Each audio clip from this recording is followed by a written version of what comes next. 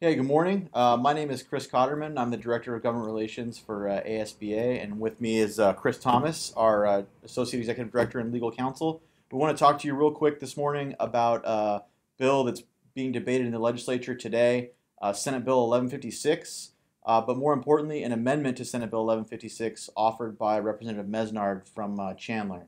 And the amendment offered here in the closing days of the legislative session after we've passed the budget would place some significant restrictions on the ability of districts to use Proposition 301 inflation adjustments for whatever they choose, which is the current law. It would restrict half of that to being used for teacher pay without adding any additional money to the system.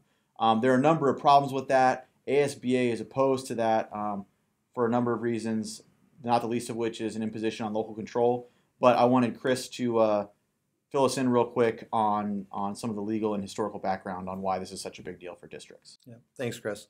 So one of the problems with this particular amendment coming at this time is that it really does undo the deal that we had on Prop 123. Prop 123 being, of course, the settlement that we got over the Prop 301 inflationary increase. And the Prop 123 settlement said that there would be no strings attached to this money, that these monies would be determined at the local level how to be spent. And most of them did go on teacher salaries because that's the greatest need. But the important thing is that if there are things that are happening in districts that they have to address those needs, that's the flexibility that they will have. And again, also why that's important is that that's consistent with the vision that was in Prop 301 that was passed back in 2000. 301 had different buckets of money.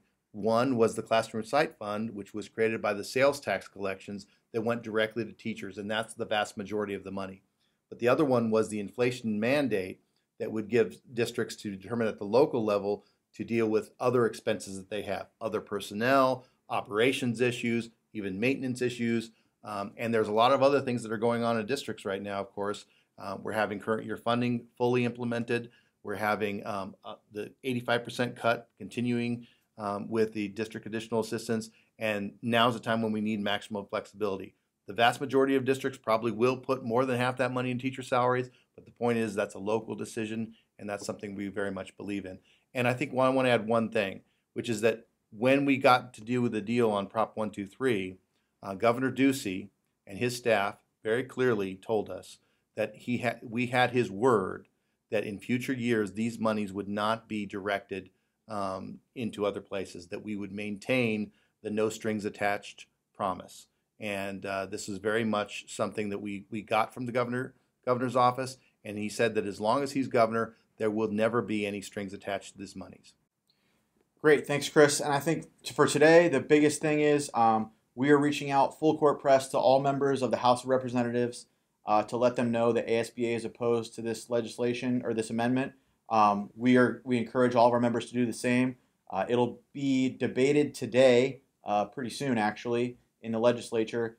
The amendment requires a simple majority to get on, but then it would require a final vote in the next day or so. So it's really important that members get out there, and even advocates, even if you're not members of ASBA, anybody who cares about public education should be concerned about this.